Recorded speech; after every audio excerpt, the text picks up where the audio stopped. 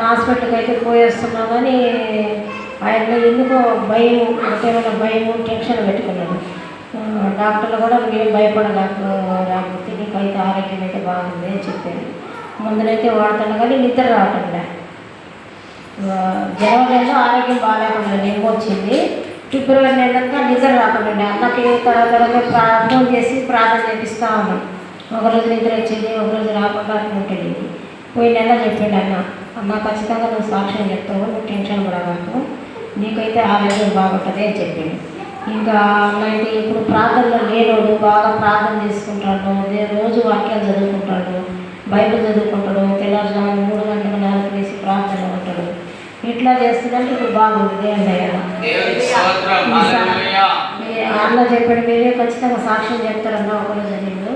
నెల ఈ లోపలనే సాక్ష్యం చెప్పాను. అందరు చెప్పాలంటే నేను చెప్తాను ఈ సాక్ష్యం దేవుడు నేను చెప్తాను.